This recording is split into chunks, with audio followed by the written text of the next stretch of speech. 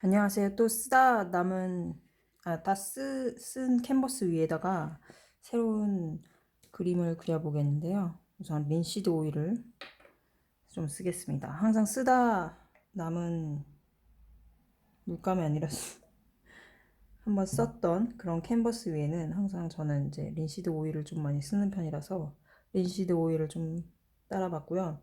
이거는 한 달, 두 달 전에 그렸던 유화 그림인데 제 캔버스가 이제 너무 동이 나는 바람에 계속 썼던 거 위에 또 쓰고 또 쓰고 하는데 뭐 그래도 괜찮습니다, 여러분. 너무 두꺼운 그런 느낌만 아니라면 그 위에 올려도 별 문제가 없고, 그리고 한편으로는 이렇게 미리 캔버스 위에 제소 작업도 하고 밑 작업도 하거든요. 그러니까 계속 여러 번 반복해서 그릴수록 그림이 좀 두꺼워지고 좀 밀도감이 높아지는 그림이 될 수 있어서 나름 장점이 있어요. 그래서 오늘은 또 썼던 거에다가 그려보겠습니다. 계속 썼던 거에 그리고 있는데요. 하여튼 이번에는 저번에 말씀드렸듯이 조금 약간은 난이도가 있는 그런 풍경화를 한번 해보겠는데요. 건물을 그려보려다가 한국이 지금 겨울이기도 하고 그래서 눈 오는 풍경을 좀 해보고 싶어서 왠지 끌리더라고요. 그래서 화이트는 두 종류를 써봤어요. 이거는 티타늄 화이트, 이쪽은 징크 화이트. 이틀 전에 썼던 건데요. 별 차이는 솔직히 없어요. 티타늄 화이트는 좀 더 클리어하다고 보면 되고요. 징크 화이트는 약간 따뜻한 느낌의 화이트라서 좀 따뜻한 느낌의 화이트를 쓰고 싶으실 때는 이렇게 징크 화이트를 쓰시면 좋고요. 그래서 징크 화이트에다가 약간 울트라마린 블루랑 그리고 번트 엄버 또는 반다이크 브라운을 쓰셔도 돼요. 그래서 하늘을 표현을 해볼 건데요. 눈 오는 하늘이라 되게 푸른 하늘은 아니고요. 뭔가 약간 짙은 안개가 낀 것 같은 그런 하늘이에요. 구름 한 점 없는. 그래서 지금 제가 색을 계속 섞는 걸 한번 잘 보시고요. 이게 약간 회색에 가까운 그런 하늘이랍니다. 회색에 가까운. 약간 눈 올 때 어두침침하잖아요. 그러면서도 하얀 그런 하늘인데요. 한 여기쯤까지 스케치를 하면서 제가 채색을 보여드릴게요. 스케치를 하면서. 그래서 이런 색깔의 색감의 하늘이에요. 지금 밑색깔이 밑에 색칠한 게 좀 덮이면서 보여지는데요. 집에 안 쓰시는 캔버스나 좀 쓰다가 이제 연습하시다가 이걸로 해보겠다 하는 그런 거 하나 가져오셔가지고 그냥 한번 해보세요. 그래서 한 요런 컬러가 되는 거예요. 이런 컬러가 된다면 이게 비슷한 컬러가 있으면 밑으로 내려와도 되는데 지금 제가 보고 있는 이 그림은 이제 또 따라 그리는 거라서 데이비드 리드 베터라는 그런 사람의 그림을 모작을 하는 건데요. 그 주소는 따로 날려드릴게요. 그래서 이런 하늘 위에 아래 바로 산기슭이 싹 넘어가는 게 보여요. 거기에는 이 같은 컬러를 썼다가 거기다가 울트라마린 블루를 좀 섞어서 번트 시엔나를 좀 써보겠습니다. 번트 시엔나는 뭐에 가깝냐면 그냥 정통적인 갈색이에요. 갈색. 그거를 써서 다시 울트라마린 좀 더해서 제가 약간 푸르스름한 멀리 보이는 산기슭을 표현하고 싶은데요. 그게 이제 약간 그 남색이라고 그래야 되나요? 남색이면서 뿌연 느낌의 그런 컬러더라고요. 그래서 흰색을 좀 더 섞어보면 뭐 약간 회색빛이 감도네요. 좀 진한 회색. 그래서 여기다가 한번 해보겠습니다. 계속 물감을 섞는데 웬만하면 원작이랑 좀 맞추고 싶어서 그래서 천천히 이렇게 뒤를 이렇게 이 정도쯤에 산이다 이렇게 아시면 되겠고요. 근데 이 작업 영상을 처음 보시는 분들은 저 사람이 뭘 그리나 왜 뭘 그리고 있나 이렇게 궁금하실 것 같아요. 밑에 그림이 막 섞여서 근데 하여튼 다시 한번 말씀드리면 썼던 캔버스 위에 다른 그림을 그리는 중입니다. 근데 사실 새로운 캔버스에 막 그림을 많이 그리는데 대부분 진짜 작업을 하시는 분들은 뭐 제가 팁이라면 팁이랄 것도 없지만 그 계속 썼던 캔버스 위에 또 올리고 또 올리고 그리고 또 새로운 작업을 그 위에 또 올리고 그런 일들을 병행을 많이 해요. 그러니까 계속 새로운 캔버스를 쓰지 않아요, 사실은. 뭐 돈을 아끼려고 하기도 그렇지만 잠깐 제가 지금 산기슭이랑 뒤에 보이는 하늘이랑 이렇게 스무스하게 이렇게 보카시를 준다. 이렇게 그라데이션처럼 딱 구분되지 않게 이렇게 하는 거 잘 보이시나요? 이렇게 표현을 해봤습니다. 그 다음에 여기쯤에 약간 나무들이 줄지어서 쫙 있는데 멀리 보이는 나무를 한번 표현해 보겠습니다. 하여튼 네, 그래서 진짜 작업을 하시는 분들은 그렇게 새로운 캔버스를 막 갖다가 막 많이 그리지 않기 때문에 여러분들도 그 계속 썼던 거를 말렸다가 마음에 안 드시면 또 하고 또 하고 해도 괜찮습니다. 뭐 중간에 그 초벌의 그 엄청난 미디움 작업이라고 있거든요. 그 유화하기 전에 좀 두툼하게 뭔가 그 질감 효과를 내려고 뭐 테라코트라든지 뭐 그런 샌드 같은 거를 막 넣어서 이렇게 덕지덕지 두꺼운 유화 느낌을 내려고 하는 그런 작업이 아니라면 그냥 이 정도 수준의 약간 얇은 유화 그림이라면 말리고 나서 완벽하게 말리고 나서 뭐 또는 좀 덜 말려도 돼요. 어차피 겉에 표면이 좀 마르면 그냥 그 위에다가 이렇게 계속 그려보는 거예요. 여러 개 뭐. 그러다가 아 그림이 어느 순간 되게 보기 좋아 보이고 아 이건 좀 남겨야겠다 이런 그림들 있잖아요. 그럴 때 멈추는 거죠. 멈춘다는 건 뭐냐면 그럴 때 그 캔버스를 벽에 걸어 두시는 거죠. 그리고 또 다른 새로운 캔버스로 진행을 하시다가 또 계속 그렇게 여러 번 연습을 하다 보면 캔버스 비용도 안 들고요. 그림도 계속 늘고요. 여러모로 좋습니다. 저도 이제 그림을 계속 그리지만 마음에 안 들 때가 많아요. 거의 마음에 안 들어요. 그러면은 다시 그래요. 새로운 거. 풍경 그렸다가 뭐 디테일한 그림 그렸다. 근데 진짜 디테일한 그림을 그릴 때는 그 이런 막 캔버스 그 올이라든지 올이 뭐냐면 이렇게 패브릭 그 결 같은 거라든지 아니면은 유화 이렇게 터치 이런 게 보이면 안 돼요. 정교한 작업들은. 그럴 때는 이제 제가 꼼꼼하게 다른 이제 캔버스를 구분해서 사용하는데 그렇지 않고 웬만한 그냥 일반 그린 것들 있잖아요. 그런 것들은 마음에 안 드니까 막 다시 재사용을 한답니다. 그래도 전혀 문제 없죠. 그래서 이렇게 좀 쓸데없는 말을 많이 했는데 그냥 경험담. 자, 이렇게 지금 보면 지금 계속 제가 붓을 조금씩 움직이면서 한 톤으로 쫙 뒤에 보이는 나무를 연출을 한 거예요. 이게 나무가 이렇게 그러니까 지금 이게 어떤 풍경이냐면 그냥 초원 위에 그 뭐라 그러지? 이파리가 거의 없는 그런 나뭇가지들이 틱틱 있고요. 그 다음에 눈이 싹 왔고요. 이건 지금 안 칠한 거예요. 여기 위에 이제 화이트 계열을 칠할 거예요. 그러면서 여기 드문드문 이렇게 밭이 보이면서 멀리 이렇게 쫙 펼쳐지는 그런 나무를 연출할 거예요. 그래서 저번에 이제 계속 제가 튜토리얼 했던 것보다는 약간은 밀도가 높으면서 조금은 오래 걸리면서 잔소리도 하면서 진행을 해보겠습니다. 자, 그래 같은 톤으로 지금 쫙 보이시나요? 이렇게 계속 한 톤으로만 한 거.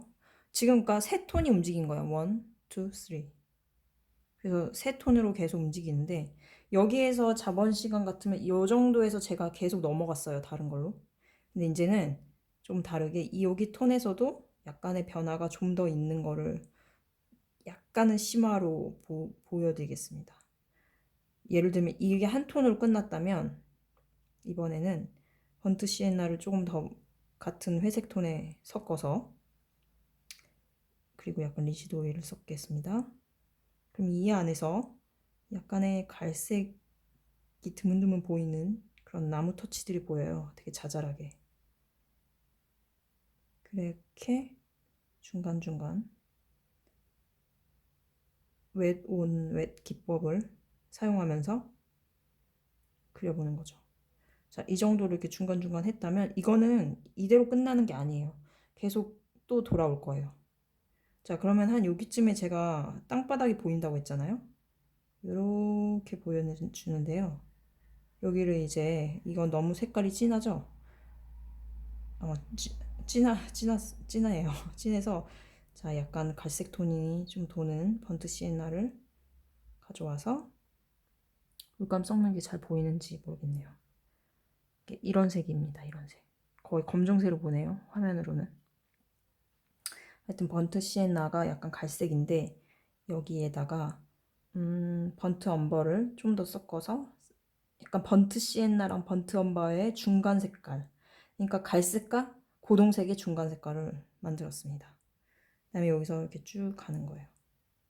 쭉 슬쩍 슬쩍 딱히 여기서 묘사를 안 해도 돼요. 한 여기까지 한 톤으로 그냥 쫙 밀어주는 거예요.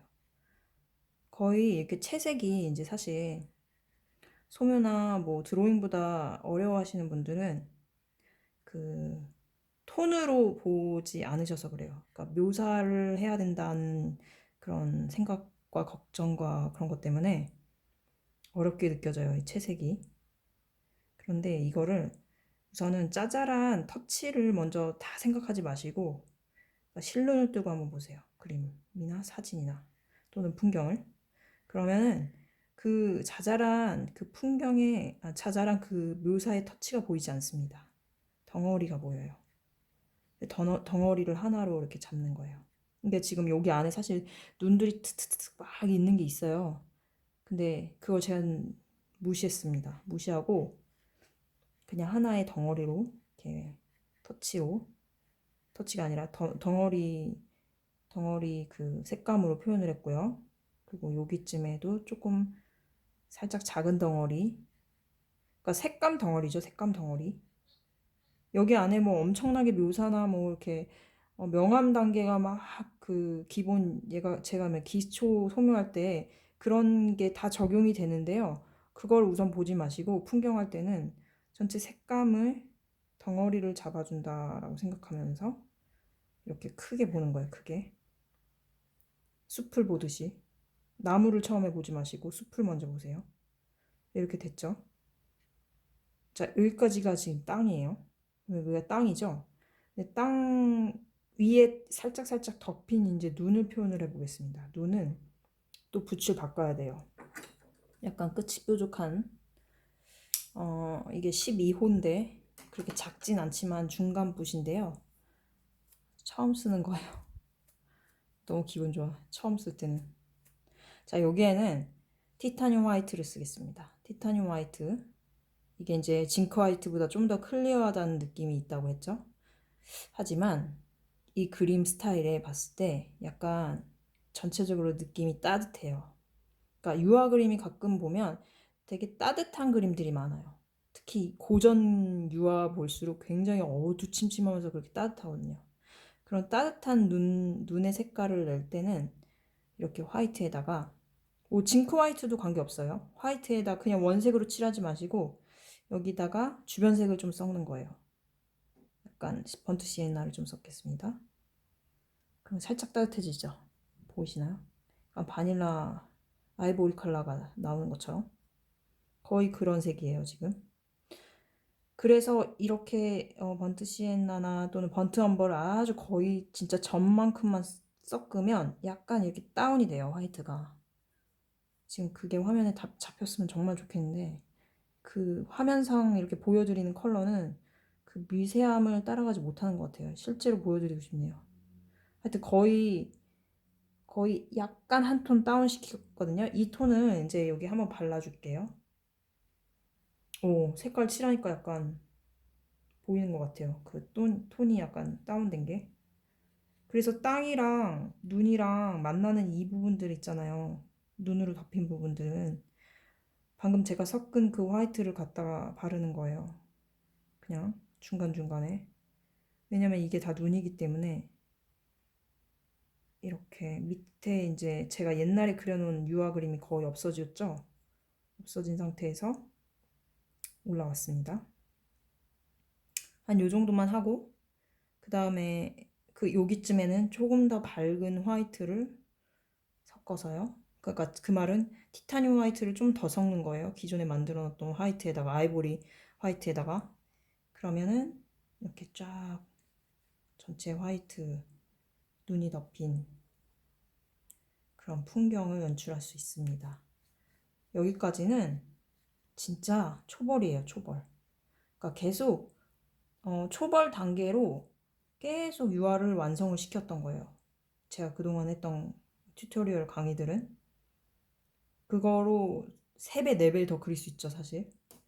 근데 이렇게 초벌을 눈이 오는 풍경처럼 보이잖아요. 근데 여기서도 이제 더 디테일하게 들어갈 수 있는 거예요. 잠깐 제가 화이트를 좀 더 떴습니다. 약간 좀 밝아 보이게. 그래서 어떻게 할 거냐면 이게 약간 마른 상태에서 저는 조금 더 정교하게 들어가고 싶어요. 여기서부터. 여기보다. 여기에서 조금만 제가 이렇게 마무리해서 예전에 끝났다면 여기서 조금만 더 이렇게 마무리한 다음에 묘사를 좀 이제 가는 선 쓰는 법 그리고 그 사이사이 어떻게 터치를 넣는지 그런 거를 이어서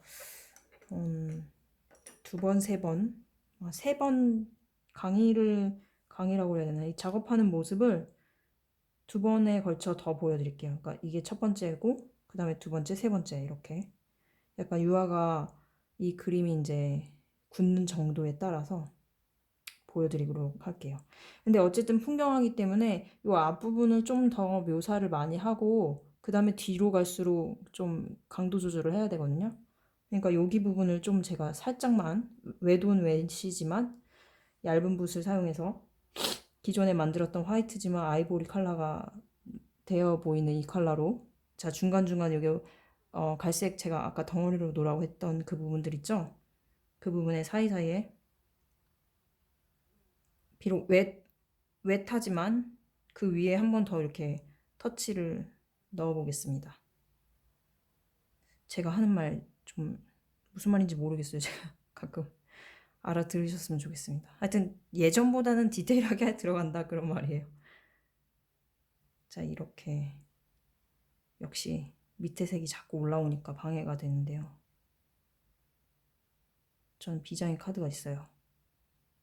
이럴 때는 이거를 좀 자세히 보여드리고 싶은데 요런 나이프 있잖아요. 제가 맨날 쓰는 나이프, 얇은 나이프. 화원 것도 괜찮고 뭐 루벤스도 괜찮고 돈이 좀 여유가 있으시면 다른 나라 제품도 괜찮고요.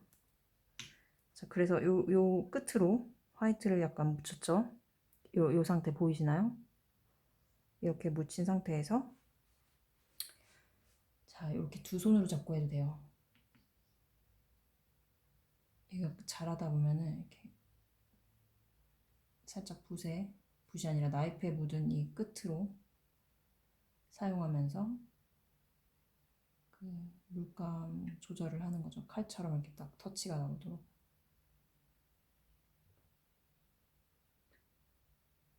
그래서 정교한 느낌이 나오게 그 붓이 표현하지 못하는 것들을 이 나이프의 터치로 이렇게 표현이 가능하답니다.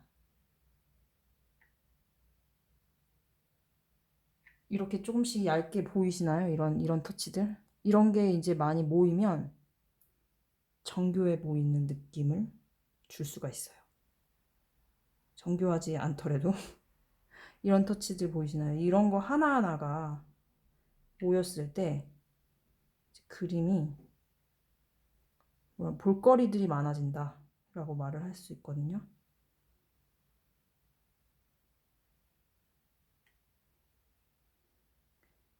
근데 뭐 이게 답은 아니에요, 사실. 그냥 터치로만 이루어지게 약간 풍경 수채화를 추상 느낌으로 표현하시는 작가들도 많은데요. 뭐가 정답은 아니에요. 근데 약간 디테일을 이번엔 좀 보여드리고 싶어서 그래서 이런 터치도 보여드리는 거거든요. 약간 이런 느낌도 괜찮지 않나요? 붓이 물감에 이렇게 묻으면서 약간 눈이 땅이랑 쓸리는 그런 이런 거 같은 거. 좀 많이 돼 보이는데 화면에서 실제로 보면 하나도 안 돼 보여요. 그래서 이렇게까지만 오늘 하고요. 20분이네 벌써. 이게 지금 1단계 끝난 거고요. 어느 정도 말리면 여기쯤에 앙상한 나뭇가지가 이렇게 쓱쓱 올라가는 그런 느낌을 한번 해보겠습니다. 여기까지 시청해주셔서 감사드리고요. 어, 안녕히 계세요. 다음 시간에 봬요. 감사합니다.